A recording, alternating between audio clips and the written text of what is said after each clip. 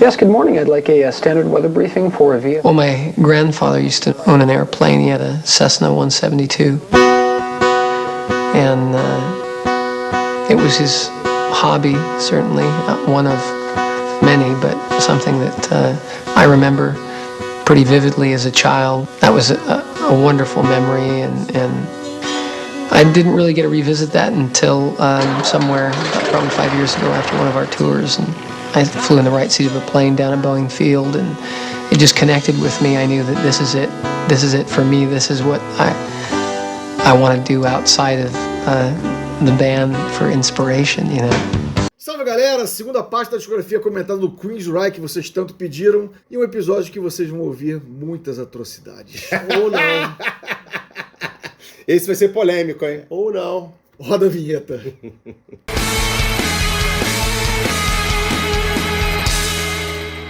Bom, vamos lá. Do Tribe até o Digital Noise Alliance, com um bônus que vocês só vão saber no fim do episódio. Tem que ficar ligado. Tem que ficar ligado, assistir até o fim, para vocês saberem qual vai ser esse bônus track. Mas antes, começamos com as dicas culturais. Eu vou deixar o senhor Polêmica começar com suas dicas culturais aí, J-Rocks. Então, assim, dando prosseguimento aos meus colegas que se fodem das dicas culturais, a minha dica cultural de hoje é para mostrar para meus colegas aqui, especialmente um deles aqui de bancada, que eu ouço e boto as coisas no coração e corro atrás. A minha dica cultural é o álbum Sleepless Empire, do Lacuna Coil, que depois do meu amigo aqui ter falado tanto para eu ouvir, eu fui ouvir. É um disco sensacional, já está na minha lista aí de melhores do ano, possivelmente. Eu queria de você. Não, eu tô estupefato. O que eu falei que eu ia ouvir? Se só ia ouvir se ele escutasse o Lacuna Coil. A gente vai ter que ver a gravação. Essa é a parte ruim, eu vou ter que ouvir alguma merda. Eu ouvir o Lacuna Coil. Eu achei um disco muito bom, acho que atende a galera que curte a parte de metal gótico e tal, mas tem uma pegada muito moderna. O próprio vocal gutural do cara, que eu nem sei o nome dele, André Ferro. Ele tem uma pegada mais puxada pro moderno, pro metalcore, as músicas boas pra caramba, cheio de elemento eletrônico, muito groove. Então, assim, eu achei que tem um tempero certinho na medida de tudo, assim, um descasso. Obrigado, Daniel, pela dica. Pode prosseguir, então. Sleepless Empire, do Lacuna Coil, tá no meu coração agora. Talvez eu tenha escolhido esse disco pra ele ficar feliz, porque eu acho que daqui pra frente ele não vai ficar muito feliz no programa de hoje. Então deixa ele ter um momento de alegria dele agora. Eu até pra me recompor, Cláudio, vai você primeiro aí agora. Então, a dica cultural é essa preciosidade aqui, o documentário Get Back, dos Beatles, que é maravilhoso, quase 8 horas, e você vai se sentir muito próximo dos quatro. É a única maneira de você se sentir dentro do processo de composição, ou deles tocando, como eles recuperaram a alegria de tocar juntos. Cara, isso aqui é um tesouro para quem gosta de Beatles, ou até para quem gosta só de documentários sobre música. Isso é maravilhoso. Uma das cenas que eu destaco aqui, que eu acho assim, absurdamente maravilhosa, é quando o Paul McCartney está compondo o riff de Get Back no baixo, que é um negócio absurdo. Cara, só vocês assistindo para saber. Isso aí foi até que me fez mudar a forma de encarar os Beatles, foi esse documentário aí. Gostei demais. Isso é maravilhoso. Bom, agora que eu tô mais ou menos recomposto, antes de eu não me recompor, quando o Jay começar a falar... Ficou emocionado. Ele me olhava com o olhinho brilhando. Pois é. Vamos lá. Mas vai ser a última vez, tá?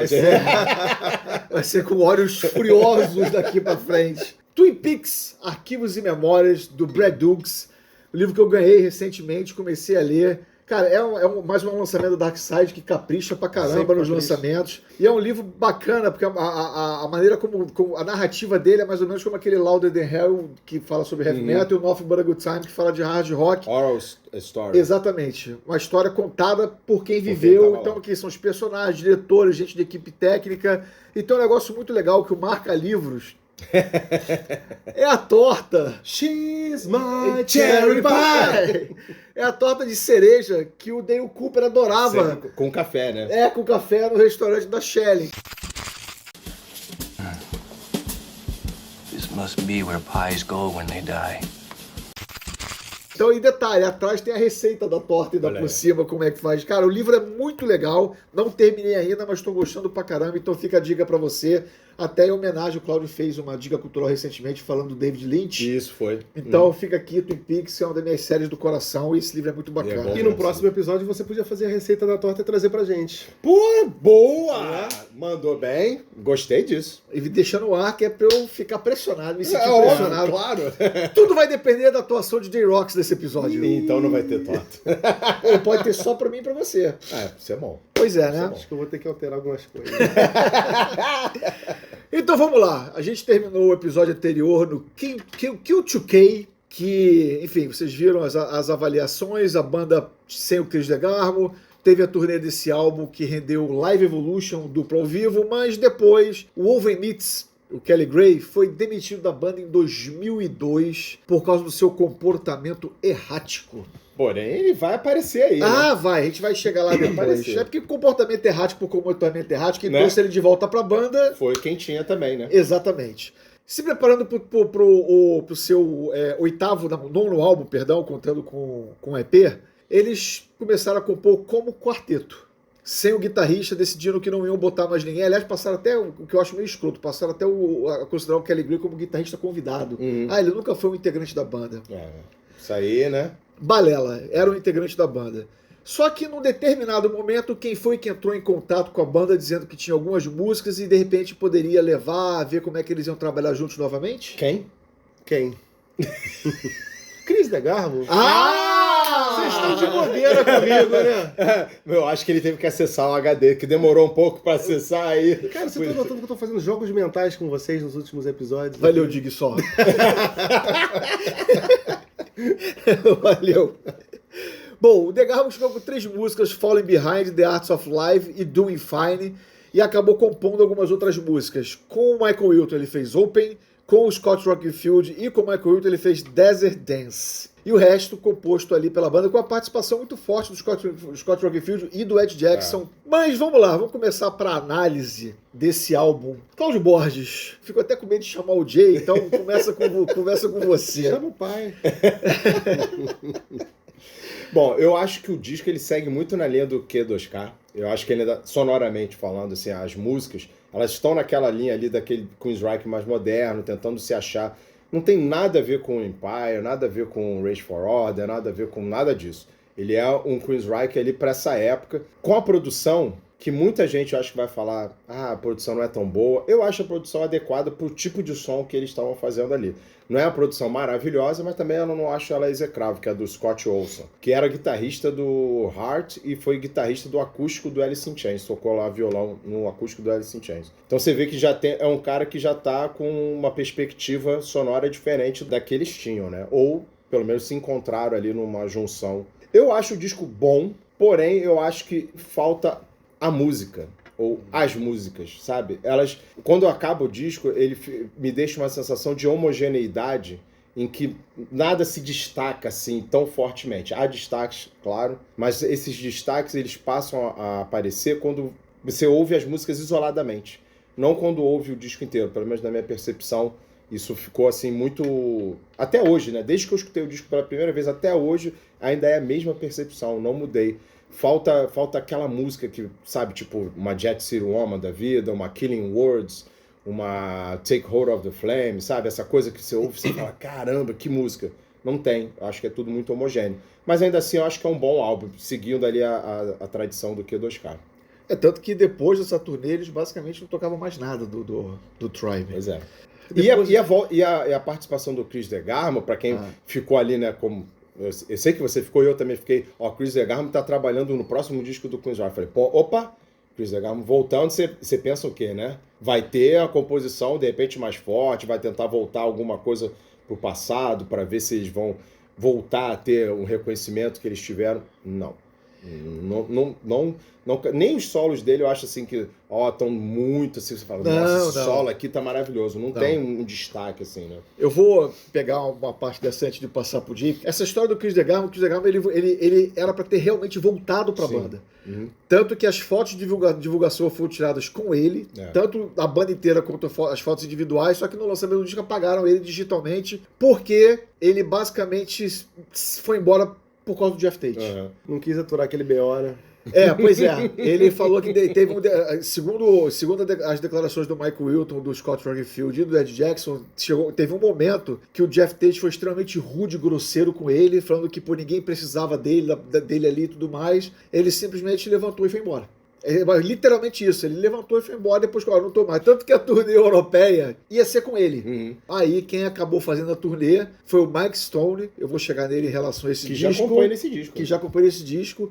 E que tinha participado do disco solo do Jeff Tate, lançado pela Sanctuary, a mesma gravadora do Tribe. O Chris Reich saiu da Atlantic, trocou também o gerenciamento, saiu o Ray Daniels, que era manager do Rush do Van Halen, entrou o Lars Sorensen com a Susan Tate, esposa do Jeff Tate, como assistente. E aí começa. Exatamente, aí começa. J-Rocks. O que os caras estão rindo, cara. O que eu já havia falado no outro episódio, que o Queensryche, pra mim, em termos de postura, tem uma coisa meio David Bowie, tá sempre não se repetindo, trazendo coisas diferentes. Eles, nessa segunda parte, acontece isso, mas assim, acontece isso com bem menos talento do que acontecia previamente, né? Sim. Talvez não seja nem... Eu comecei a ficar com medo. Talvez não seja nem esse lado. perda de talento, é assim, pouca inspiração, umas coisas meio preguiçosas. Mas dito isso aí, eu acho o Tribe um disco legal pra caramba, mas que se você colocasse a voz da Alanis Morissette no disco, pra mim funcionava igual como o lançamento da Alanis Morissette. Porque, porra, produção indie pra caramba, as guitarrinhas seca, bateria sequinha, caixa seca pra caramba, entendeu? Assim, em vários momentos eu sentia aquela vibe de indie rock de 1997, 98, entendeu? Mas, cara, você já quer que eu dê meus destaques? Eu já posso partir pra isso? Pode, né? Cara, mas foi, assim, eu concordo muito... Alanis Morissette. Eu concordo muito com o que o Cláudio falou, assim, é um disco que você não tem um hit, ele não tem um puta destaque, ele tem um monte de música que é legal, mas que você, de repente, se você for ouvir o disco do começo ao fim, você se distrai e acaba se pegando, assim, não prestando tanta atenção, porque ele não te pega. Ele não tem um hook, não tem um gancho, não tem um puta refrão de quase nada. Você ouvindo de forma individual as músicas, elas são muito bonitas algumas, né? Belas mesmo, mas assim, o disco como um todo não pega. Mas pra mim, cara, os destaques, assim, os dois grandes destaques desse disco pra mim, as músicas que eu mais gostei, é The Art of Life, Falling Behind, assim, são as músicas que eu mais gostei, mas assim, eu acho que o disco abre muito bem com Open, né? Cara, assim, eu gosto do disco todo, na verdade. Open é uma música muito legal pra caramba. Rhythm of Hope, Rhythm of Hope é linda. Blood, cara, eu achei belíssimo. Assim, eu acho que o disco do meio pro final, ele engrenou. Ele pega uma energia melhor do que o começo, do que a primeira metade. Mas assim, é um disco diferente, é um disco que você não espera que o Queensryche faça algo desse tipo, que me soa muito produção indie e tal. Parece que é um disco de indie rock, mas que é bem legal. As tuas duas favoritas, exatamente músicas do Chris DeGarmo. Mais um adendo aqui antes de passar para os destaques do Cláudio. Quando eu falei no episódio anterior que a presença do Chris DeGarmo fazia com que as melodias vocais e as letras do Jeff Tate melhorassem, o Tribe Sim, é a prova disso. É a prova concreta disso, como as letras melhoraram, à exceção de uma música que eu vou chegar lá, por causa do Chris DeGarmo. O Chris DeGarmo não tá do lado do Jeff Tate, cara. Desanda, né? Desanda o negócio assim de uma maneira inacreditável. Ou não. Desanda. Se vocês acham que a Alanis Morissette foi ruim, aguardem. Cláudio Borges. Destaques: Losing Myself, Rhythm of Hope, que eu acho maneira pra cacete. A faixa título, gosto bastante. E Art of Life. Acho essas muito boas. Bom, vamos lá. Você citou... E Desert Dance. Desert Dance é Desert sensacional. Dance é muito boa. Vamos lá, você citou a única música que eu acho é realmente ruim desse disco, Losing Myself. Sério? Sério. A música é do Mike Stone. Gosto pra caramba dessa música. Acho essa música horrível. E a letra dela é basicamente uma continuidade de Sacred Ground. Eu nem, falando a verdade, sem nem... Tô deixando a letra pra segundo plano. Mas eu gostei que a música é mais pesada, assim, eu acho legal. É porque ela é meio grunge. Pra falar a verdade, ela tem esse quê grunge. Eu não curti, desde sempre eu não gostei, acho Open, a abertura, bem legal, o riff de guitarra maneiro. Eles botaram essa porra desse exatamente. Mas é que foi aqui que realmente o Tate começou a botar, já tinha feito quando ele trouxe o Kelly Gray, amiguinho dele do Biff, pra entrar, pra substituir o Chris DeGarmo, mas aqui o negócio começou, é o início do desandar total com ele. Quando a banda virou, sabe, o empreendimento, começou a virar um empreendimento familiar, realmente o Jeff Tate. Que talvez fosse muito bom. Bom, Falling Behind, The Art of Life, eu acho ela realmente, essas músicas lindas. Agora, a minha favorita é Rhythm of Hope. Essa música é lindíssima, a orquestração dela belíssima. E a música é do Ed Jackson e do Scott Rockenfield. Essa música é um baita acerto. E o Ed Jackson vai só melhorar, né? Só melhorar. Inclusive, em alguns discos ele até salva, né? Sim. Sim, a gente vai chegar lá. Cláudio Borges, quantas mãozinhas? 3. J-Rocks. 3. Eu dou 3 mãozinhas também, por incrível que Olha aí, pareça. Tá Eu vendo tô... só? Estão aqui me pressionando à toa. Tô aqui me pensando. Não, mas é porque vai O problema piorar. foi só Alanis Morissette. Porque Confesso.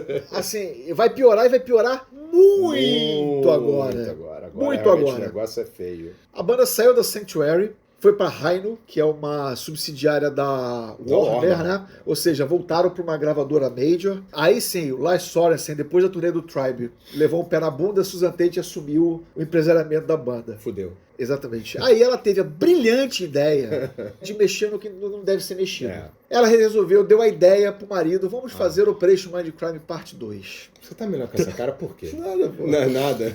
Cara, eu tô com medo do que ele vai falar desse disco. Eu também. Cara, esse disco é um erro. Da ideia ao lançamento, quando eles anunciaram que ia ter o Operation Mindcrime 2, eles fizeram uma turnê tocando o Operation Mindcrime primeiro na íntegra. A primeira parte era tocando clássicos, hits, enfim. E eles davam um spoiler. O spoiler não, na verdade, o spoiler vem agora. Se você não quer ver, adianta um pouquinho aí pra poder ver. Porque nessa turnê, eles responderam a pergunta: quem matou Mary? Que matou Death Reutemann, né? É, pois é. Quem matou a irmã Mary?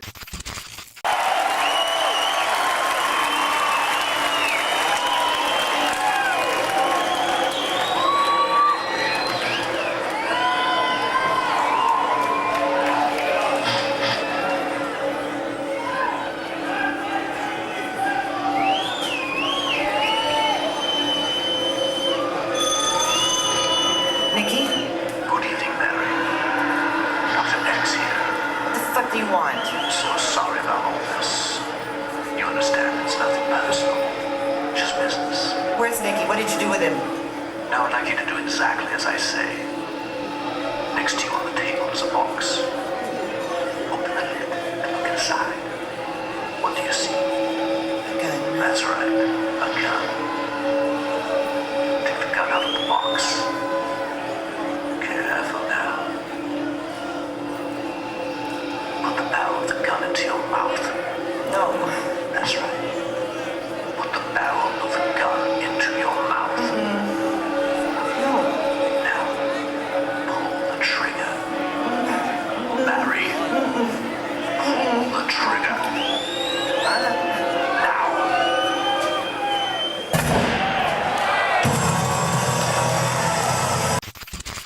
Ela mesma, suicídio. Pois é.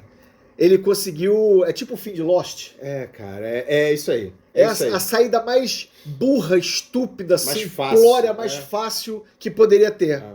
Matou, ela se matou. Cara, ridículo, cara. Cara, lamentável, absolutamente lamentável. Aí começa. E no fim, passava lá no telão, para Minecraft 2 e no áudio, uma música chamada Hostage.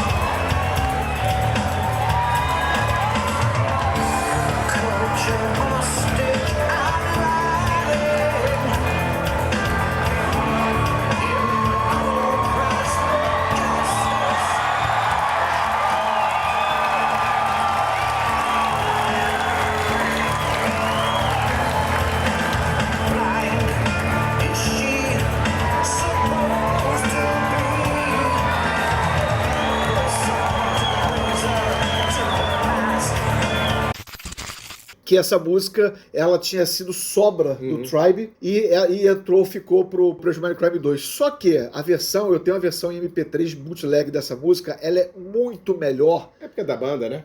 porque é da banda, do que a que entrou no álbum, porque o senhor chamado Jason Slater, que era baixista de uma banda chamada Snake River Conspiracy, E de uma outra também. qual era a outra Third banda? Eye Blind. Isso, Third Eye Blind. Ele virou o produtor da banda E Baixista, foi baixista, compositor. compositor, foi exatamente isso. Braço Cara, direito do Geoff Tate, né? braço direito, totalmente braço direito do Jeff Tate. Cara, o Operation Mindcrime 2, o que aconteceu foi o seguinte: o Scott Rockenfield literalmente cagou pro álbum, não gravou absolutamente nada. A I'm American, que é a primeira faixa, é bateria MIDI programada. O batera que tocou no disco é o Matt Lucich, que era o batera do Snake River Conspiracy. O Michael Wilton foi proibido de participar das gravações, ou seja, o Mike Stone e o Jason Slater gravaram todas as guitarras, e o cara chamado Mitch Doran, que era o engenheiro de som do Jason Slater, também fez as guitarras com o Mike Stone. E o baixo é do Jason Slater. E o Jason Slater substituiu tudo que o Ed Jackson tinha gravado de baixo ali, Ou seja, ele foi e substituiu. É um disco solo do Geoff Tate. Exatamente. Pra mim, daqui pra frente, começa o reinado solo do Geoff Tate. Deixou de ser Queensryche. E é um disco ruim. É horrível. Ruim. É péssimo. É uma bomba. Passa pra ele. Depois a gente fala. J-Rock, Operation Mindcrime 2 pra você. Operation Mindcrime 2. Porra, é ruim demais. Confesso que eu ouvi pela última vez na vida agora pra fazer esse programa. Eu achei ele ruim de cabo a rabo. Assim, se vocês, tudo isso que vocês falaram, que é tipo um projeto solo de Geoff Tate, blá blá blá, tudo isso, mas as músicas fossem boas, beleza, mas nem isso. Não É um disco ruim pra cacete, desnecessário pra caramba também. Ainda vai ser mais desnecessário, né, no futuro, né? Mais ainda. Continuação, isso. Mais ainda. Mas, Pra quem cara, não sabe, o Geoff Tate falou que tá trabalhando na terceira parte do Operation Mindcrime. Cara, Pra quê, cara? Vai virar um Matrix, né? Que o 1 é bom pra caramba, o 2 é uma bosta, o terceiro é o pior. gente, não dá pra entender. Esse disco aqui, honestamente, assim, não tem muito o que falar, não. Assim, eu acho muito ruim, desnecessário, e eu não gostei de nenhuma música, não destaco nada. Assim, como curiosidade, 2 músicas foram compostas pelo Michael Wilton antes do Geoff Tate decidir, meu, é meu e acabou, que eram The Hands, que pra mim é uma das poucas coisas que salvam ali, até com o Hostage também, mas a execução, que você vê que a ideia é boa. Mas a execução é muito A execução é ruim. Murderer é do Michael Wilton também, e Circles, que eu acho horrorosa, é do Ed Jackson. A Pamela Moore participa do disco novamente. Sem destaque nenhum. Zero. O que você ouviu ela fazendo em Sweet Sister Mary do primeiro álbum, esquece aqui que, cara, nada vale. E o enredo é podre. Cara, dá a impressão, sabe o que? Eles pegaram o Operation Mindcrime 1 e jogaram um balde d'água pra diluir tudo aquilo que era legal, ficou tudo insosso. Não, tudo ruim. Não, Tudo é ruim. o Michael Wilton, ele tem uma declaração nos arquivos lá que ele vira e fala, eles realmente achavam que iam vender milhões e ia ser alguma coisa genial. Não. E não foi. O enredo, assim, mais um spoiler pra você. 18 anos depois, o Nick sai da cadeia, vai atrás do Dr. X pra se vingar, mata o Dr. X, que aqui é interpretado pelo Ronnie James Dio. Cara, Que não assim, salva. Não salva. A música que ele canta, The Chase, é péssima. horrível, É horrível. péssima. Ele fez apenas um show cantando ao vivo com a banda, o resto era telão. E depois que o Nick mata o Dr. X, ele faz o quê? Se mata. Olha só! Brilhante. Que coisa genial! Não bastasse ser desnecessário, é um desnecessário péssimo, horroroso. Vamos logo dar Enfim, pois é. Jay, Bomba. os pregos no caixão. Bomba. Bom, vai ser bom. Pois é. Então, bomba pra todo mundo. Bomba porque, total. entendeu? Pra mim também não dá. Esse é disparado, o disco mais horrendo. Assim, o pior disco do Queensryche, o único disco que você pode falar que realmente de cabo a rabo não salva nada. É horrendo. Tudo é ruim. Concepção, capa, execução, tudo. E assim, você falou o pior disco do Queensryche. Vou botar que é o pior disco do Queensryche porque tá escrito na capa que é Queensryche. Porque, assim, moralmente, não é um disco do Queensryche. É Zero. um disco do Geoff Tate só e acabou. E teremos mais 2 discos solos do Geoff Tate, Sim. com o nome do Queensryche pra poder, sei lá, vender, né? O momento não era tão legal. O que eles resolveram fazer? Vamos apelar pro cover, né? Você tá sendo bacana, né? O momento não é tão legal, foi bacana da sua parte. Pois é. Apelamos pro cover. Eles fizeram uma turnê que resultou no Mindcrime at the Moor, no DVD, CD. Chato. Chato. Você vê que o cara, o Scott Rockenfield toca aquilo ali com uma má vontade, assim, chato pra caramba. impressionante. Toca os 2 álbuns na íntegra e depois um bônus com 2 músicas, invariavelmente Walk the Shadows e Empire. Mas, assim, você via que o momento era ruim. Bem ruim.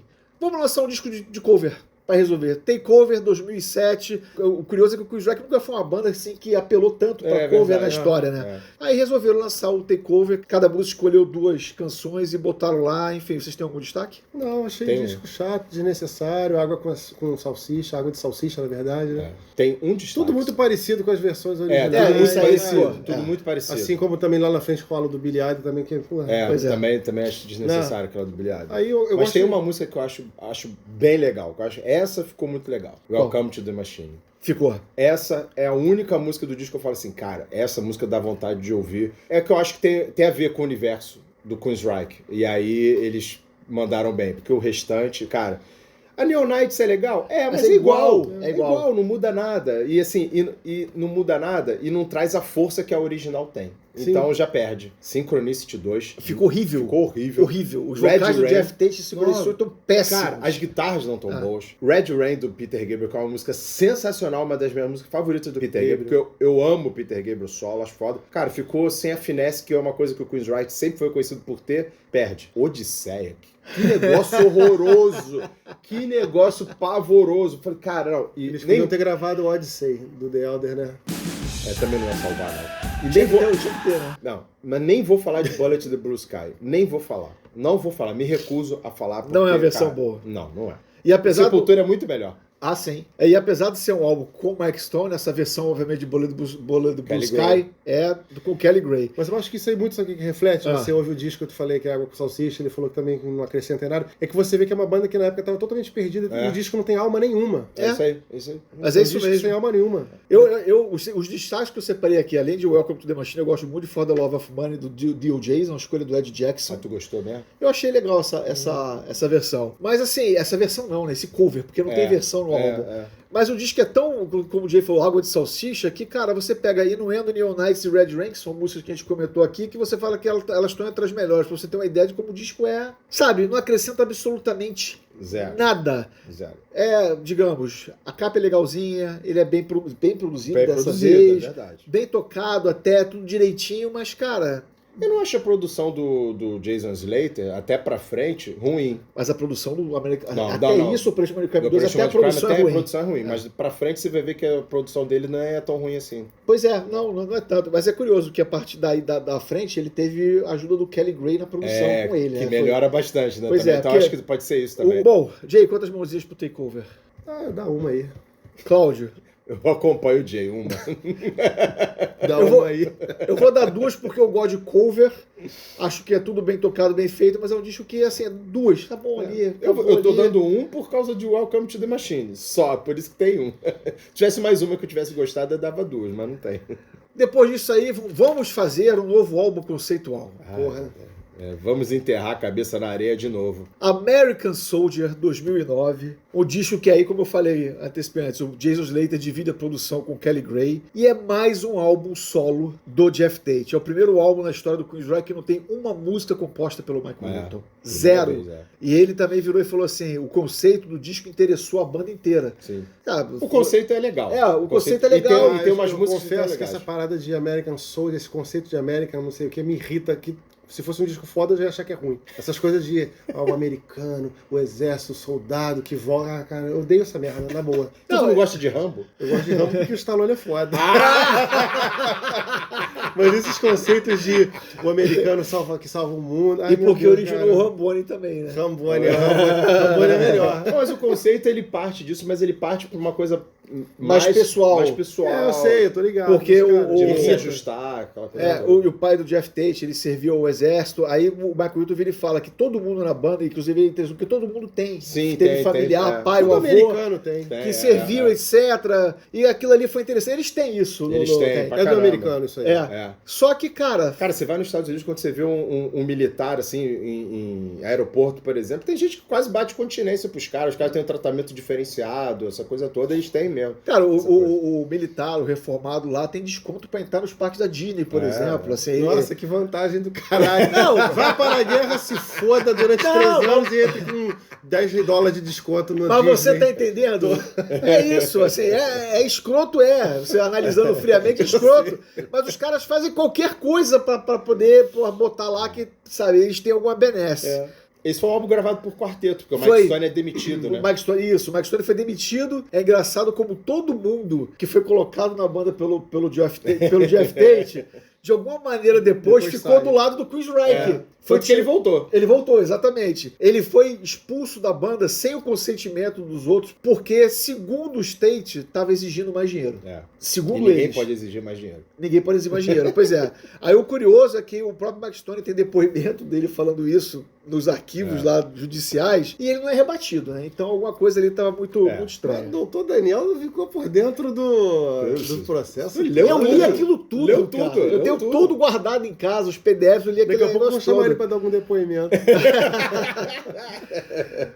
Cara, e o disco ele é basicamente um disco, óbvio, as letras são do Tate, mas ele é basicamente um disco do Jason Slater, compôs a maioria das músicas, sendo que algumas que não foram compostas por ele são sobras de uma banda chamada Slave to the System, que foi uma banda que o Scott Rockfield montou com o Kelly Gray e com o Damon Johnson, Que toca nesse disco. que toca nesse disco junto com o Kelly Gray também. Eles fazem guitarras adicionais no American Soldier. Cara, algum destaque, Cláudio Borges? Cláudio Borges é ele lá. Ah, é? Não, sabe por quê? Sabe por quê? Isso Foi proposital? Não foi proposital, não, mas foi inconsciente. Porque eu sei que ele vai falar tantas atrocidades que eu espero a sensatez de você, então eu falei Cláudio Borges. Jogar, né? Aí foi isso, né? Vocês estão muito enganados comigo. Então, Esse disco, pra mim, é tão ruim quanto Operation Mindcrime, eu não destaco nenhuma música, eu achei ele um saco. E eu já fui ouvir ele de má vontade, porque essas paradas de American Soldier me irritam pra caceta. Mas assim, aí eu ouvi e não gostei de nada. Achei ele chato, insosso pra cacete, pretencioso. Isso Pretencioso ele é realmente. ele é. Entendeu? Aí Verdade. bicho, achei esse disco uma bosta, a capa uma merda. não, a capa eu acho Eu não bonita, gosto cara. dessa Eu acho, botona do cara. eu acho os trabalhos do Tinha Rio tanta coisa melhor pra fazer, bota a bota do maluco na lama. Pô, foda-se. Eu achei a arte maneira, o encarte todo, ele tem um arte. Eu acho o Rio Parece o cara foda. atravessando a rua em Caxias num dia de chuva. Não parece que tá na guerra. Não tem sofrimento do soldado, não tem nada pessoal do cara. Porra, saltou da van e atravessou a rua. Em março, chovendo pra caceta, cheio de barro. Eu confesso que eu não vou tão fundo quanto ele na questão da capa, mas eu também não acho a capa tão boa assim, não. Mas eu tô falando disso com todo respeito. Cláudio Borges agora, então. Eu não acho o disco tão ruim. Ele não é bom. Não é bom, mas eu não acho ele execrável porque tem umas músicas que são legais. Sim. Por exemplo, 300 Feet. Eu acho legal. Lembra até Queensryche. Por acaso, lembra Queensryche. Essa eu acho legal. Middle of Hell. Eu acho bem bacana essa. E pra mim a melhor música do disco é Home Again, que eu acho essa música belíssima. Um dueto dele com a filha. A letra é bacana pra caramba. E a letra, ela tem uma coisa de sair desse universo do soldado e pode até ser interpretada como a filha também falando do pai que tá na estrada, né, na vida de música. Então. Mas é isso, o pai voltando pra casa, também depois de tanto tempo longe, exato. tem isso. E, pô, eu acho essa música realmente, assim, belíssima. Esse é o grande acerto do disco e talvez o grande acerto do Geoff Tate nesses 3 discos solos dele. Essa música eu acho bonita pra caramba. Pra mim, depois de Silent Lucidity, é a grande balada com o nome Queensryche. Cara, os meus destaques do American Soldier são, apesar dele não ter composto nada, o Michael Wilton contribui com os solos realmente, assim, na medida certa, os solos são bonitos. Econômicos, né? Mas são bonitos, são as notas certas na hora certa, sim. Enfim. E eu gosto da trinca final, Remember Me, Home Again e The Voice. Eu gosto de Remember Me também, eu também gosto. Essa trinca final do disco eu acho realmente muito... The Voice eu não curti muito não, mas a Remember Me eu acho Mas legal. daí pra trás, cara, eu acho tudo absolutamente esquecível. Nem Middle of Hell? Não gosto, cara. Eu acho essa legal. E é 30,000 feet. 30,000. Eu não curto, eu acho assim, você escuta e... É genérico. Totalmente genérico. Não. E assim, como eu falei de empreendimento familiar, na turnê desse álbum que eles decidiram tocar apenas músicas do Rage for Order, do Empire e do American Soldier, ele trouxe Parker Lundgren, que era, você falou da filha, quem faz o dueto em Home Again é a Emily Tate. Isso. A Miranda Tate, que é enteada, mais velha, enteada do Jeff Tate, ela estava noiva do Parker Lundgren, que o Jeff Tate trouxe como guitarrista. Que tocava com aquele fone de ouvido, não era? Esse cara Não, esse é o Max Stone, que tocava fone de ouvido. me irritava, esse Me cara. irritava também. Com esse negócio aí. Com esse fone me irritava Pela também. saco. Também achava isso. E para completar tudo em família, o Jason Ames, ex-marido da Susan Tate, pai da Miranda Tate, o Jeff Tate trouxe para tocar a terceira guitarra e fazer teclados na turnê. Ou seja, cara, tá todo mundo aqui, chega aí. sabe? Virou... Chega aí, bro. É bom que termina a turnê, já vai todo mundo pra casa na mesma van, né? Virou realmente o cara tomando as contas, tomando conta total da situação. Do cara. É como se fosse o Michael Wilton, o Ed Jackson e o Scott Rockfield, que são fundadores da banda, tivessem virado músicos contratados. Jay, quantas mãozinhas? De um. Cláudio?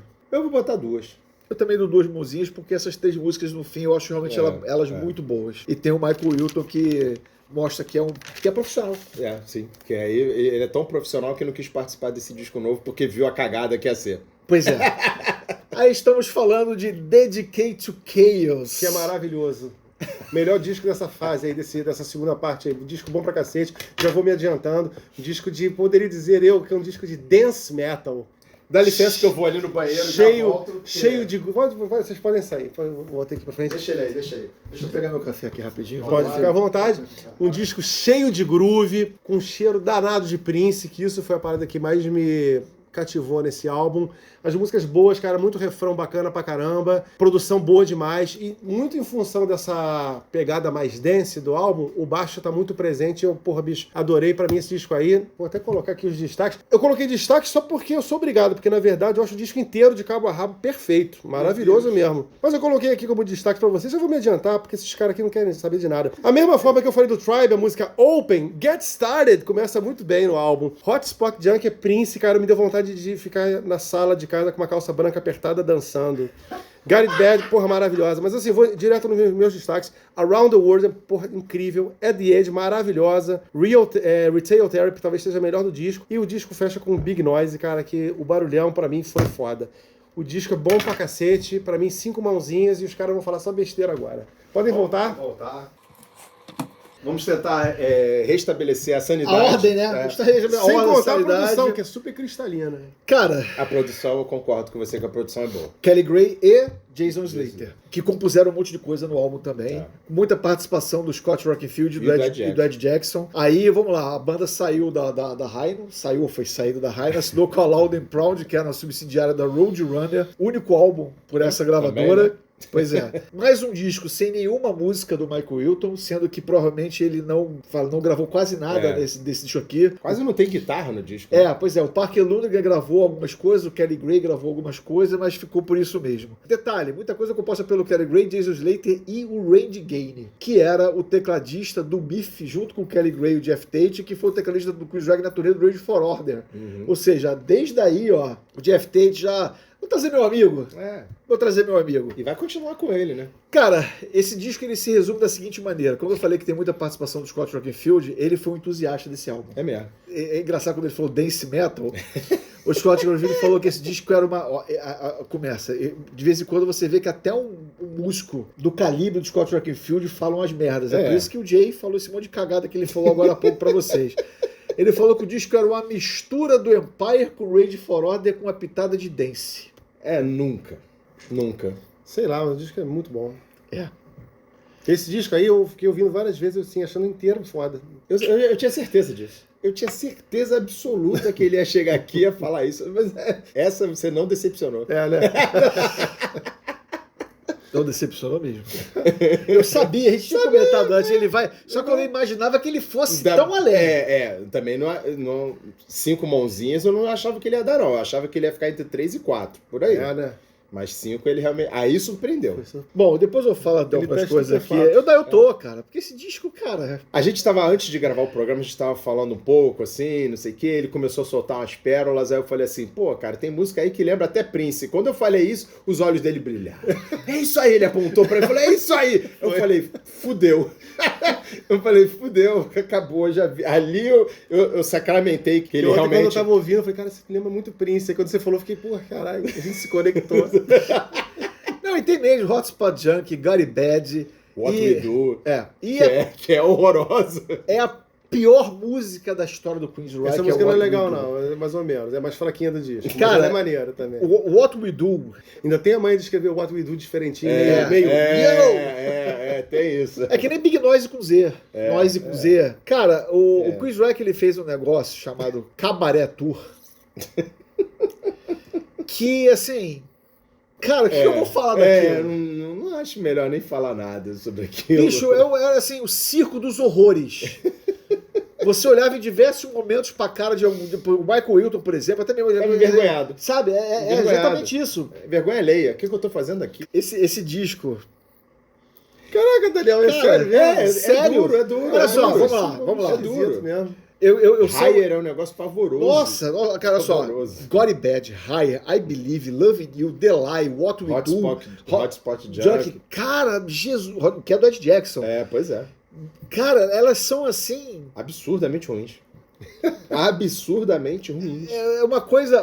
Quando eu falei de What We Do, ela é tão ruim, música e letra, especialmente a letra, que eu não consigo nem expressar em palavras, de tão horrenda que Mas o isso negócio já é uma é. expressão em si. É, pois é. Sabe, é difícil dizer. Vai aparecer cenas aqui do clipe, vocês devem estar vendo aí. Cara, é um negócio horroroso. Eu consigo salvar 3 músicas aí, eu tenho uma delas que eu realmente... Eu também salvo 3. que eu gosto muito realmente, a música do Scott Rockefeller, que é The Edge. É The Edge. Essa música é foda, essa essa é música muito boa. realmente é foda, o instrumental dela, você vê que é coisa de baterista, aquelas quebradas sim, que ele dá, sim, enfim. sim. Eu gosto de Big Noise, que é uma música que ela me remete, por exemplo, a Spool do Here in the North Frontier. É a música do Scott Rockefeller também, com Sim. o Kelly Gray, pode ser até uma sobra dos Slave to the System. E apesar da letra ser absolutamente piegas, Around the World eu acho uma música bonita. Sério? Sério. Eu acho horrível também. Sério, salva isso em 16 músicas, considerando a versão deluxe. E o Jay só ouviu a versão normal. com Agora 12. ele vai ouvir a Vou Deluxe. Eu tenho certeza Você- que deve ter mais coisa boa lá. O disco da versão normal é ruim, na versão deluxe ele é ainda pior, podia o contrário. Vai lá, Cláudio Borges. Eu também salvo 3, mas só uma que a gente tem em comum, que é The Edge, que é a melhor do álbum pra mim também. Também acho, a melhor música do disco. Essa aí, disparada melhor. E eu gosto de Get Started, acho legal. Acho assim um rock mais moderno. Essa eu acho maneira. Acertou nessa coisa do moderno ali, eu achei legal. E Get Started, abre o disco, aquela coisa toda que já. Pô, Repetindo a piada. é, né? repetindo a piada. Que já... E acho Retail Therapy muito boa, com uma letra. Essa letra, sim, acho muito boa. Como o Geoff Tate já não fazia há algum tempo. Tem um baixo pesado, assim, porque já não tem guitarra, né? Então tem pelo menos um baixo pesado do Ed Jackson ali pra salvar um pouco. Que tá tocando muito nesse disco. Não, ele, Foi o que eu falei. ele é bom pra Vocês já estão caramba. vindo pro meu lado. Não. Vocês estão Olha só, a vindo. gente rasgou seda pro Ed É, Jackson Ed no primeiro Jackson, episódio. Ele assim, infelizmente ele é um baixista subestimado, porque ele toca demais. Sim. E nesse disco ele tá assim, É. cara, matando muita pau. Porque é um disco muito mais grooveado. Sim. Ele tem um espaço pra fazer, pra aparecer mais. Até porque não tem guitarra. É. O disco não tem guitarra, então o baixo tem que sobressair. Ainda bem que tem ele lá pra fazer isso, porque realmente é um disco. Big Noise, cara, pra mim parece que falta alguma coisa na música. Não sei. Falta eu ouvir mais vezes. Ah, você pode ouvir mais vezes. Que essa foi a última vez que eu escutei esse disco. Entendi. Não escutarei mais. Eu tenho a vantagem de não ter precisado nem escutar. É, você já. Eu não escutei que isso aqui tá lá na coleção, guardadinho, pegando A versão poeira da deluxe? estante. Não, aí olha só. Eu gosto tanto dessa banda, mas vocês estão vendo que eu não estou passando pano. Não. Mas eu gosto tanto dessa banda que na época eu era sócio do fã-clube, quando ainda tinha o fã-clube. Bonitinho, né? Porque na época assim, o Chris Rock não cobrava... Você tem carteirinha com a sua carinha? Não tem. Ah. Mas na época que o Chris Rock não cobrava pra meet and greet, como toda banda faz. Eles tinham um fã-clube, quem era do fã-clube já fazia o meet and greet. Eu fiz o meet and greet nessa turnê, no famigerado show, sim. no HSBC, o show da Cusparada, a gente vai chegar lá. Eu tenho a versão deluxe, a versão normal, que é do fã-clube, eu recebi as duas, e autografada pelos 5. Agora me diz uma coisa, já que você foi no Meet and Greet, porque a gente sabe que esse show de São Paulo, o famigerado show que o Geoff Tate Sim. quase foi às vias de fato com o Rockenfield, o Ed Jackson, o Michael Wilton. Acho que mais o Michael Wilton e o Rockenfield, né? Foram os dois. Foram os dois. Tem o papo que depois ele desmentiu do negócio de ter puxado o canivete. Isso aí, esse negócio de puxar a faca foi aqui no Brasil. Foi aqui no Brasil, foi nesse show. Eu não vou citar o nome da pessoa. Mas foi desmentido. Não, isso. foi desmentido, isso não existiu. Eu não sei de onde é que a pessoa ouviu isso, mas ela publicou isso aí sem checar os fatos. Sim. Como eu virei e falei em algum momento, em algum vídeo, depois que inventaram o blog, todo mundo se acha jornalista. Aí a pessoa foi lá e disse que teve, puxou faca, etc. Isso nunca existiu. O que aconteceu foi realmente. Antes desse show, eles tiveram uma reunião, tanto que o clima no backstage, aí eu posso virar e falar de porque eu isso tava que eu lá. queria te perguntar, exatamente isso. Grupo total, né? O Parker Lundgren, ele... Porque você você tava lá, mas você não sabia disso que estava acontecendo. Mas aí depois que você sabe de tudo que rolou, aí as você fala coisas assim, faz sentido. A primeira no Meet and Greet, que foi antes da reunião que eles fizeram, avisaram pro Jeff Tate que eles tinham demitido a Miranda Tate, que cuidava do merchandising, e tinham demitido também a Susan Tate. Isso foi antes. Isso foi depois do Meet and Greet. Só que já no Meet and Greet você tinha o Parker Lundgren entrou, ficou 5 minutos, foi embora. O Jeff Tate estava aqui, os outros 3 estavam aqui. Não tava alguma coisa legal entre o Tate e os outros 3. O Parker Lundgren, coitado. Tava ali sem saber pra onde ir. Pois é. Cara, e o show demorou muito pra rolar. o pano cobrindo o palco, o som ambiente alto pra caralho, exatamente porque o Jeff Tate derrubou a bateria do Scott Rockenfield do praticável, Nossa. deu um soco na cara do Michael Wilton, que teve que botar gelo e tudo, enfim, e passou o show inteiro cuspindo. Tem vídeo. Tem vídeo. Tudo que a gente tá falando aqui, o que a gente puder ilustrar, vocês estão vendo, O vídeo estão da vendo aí. cusparada dele no Scott E passou Rockenfield o show rola. inteiro cuspindo no Scott Rockenfield. Tanto que, quando acabou o show, e essa parte tá nos arquivos lá judiciais, a produção do show aqui botou a banda numa van, levou pro hotel e botou o Tate separado. Então foi aí realmente que o negócio Degringolou de vez. desandou absoluta. Não foi aí que eles tomaram a decisão de botar o Tate pra fora. Eu vou chegar lá daqui a isso, pouco. mais pra frente. Mas foi aí que falou assim: meu amigo, não dá. Realmente não dá. Mr. Tate. Acabou. Aí depois houve 2 shows, aquele M2000 lá que é na Flórida, e outro festival, que o Tate virou pra plateia e falou assim: You suck. My God, this is Rocklahoma, huh?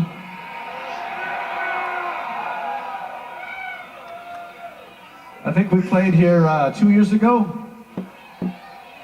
I think it maybe was a different crowd. You guys suck. Sabe, o cara tava completamente errado. Ele nesse show, ele tava meio com a pá virada aqui em São Paulo. Ele fazia umas caras e bocas meio malucas, sabe? Um negócio... teve no solo de Rage for Order, que o Parker Lundgren e o Michael Wilton foram pro centro do palco fazer o solo dobrado, etc. Acabou o solo, ele chegou no meio do jogo e falou assim: o que vocês acharam dessa merda? Sabe? Caraca, eu não tinha visto isso, não. What did you think of this shit? Sabe? Era mais ou menos esse nível. Ele tava assim, cara, ridículo. Ele virou um personagem antagônico ali pros outros participantes do grupo. Totalmente. E esse disco, vamos lá, o dia já deu 5 mãozinhas, Cláudio? Uma mãozinha também. Eu só não dou bom porque especialmente por causa de The Edge, que é realmente... É o que não tem no Operation Money Crime 2. É uma música realmente muito boa. Exatamente. E o que difere também, pra esse aqui não ganhar bomba, é que esse aqui pelo menos é honesto. Coisa que o Operation Mind Crime não é. Porque ele tira toda a banda, põe o nome da banda lá, põe outros músicos e diz que é um disco da banda. Então é pela desonestidade também, por isso também que leva bomba e esse aqui leva 1.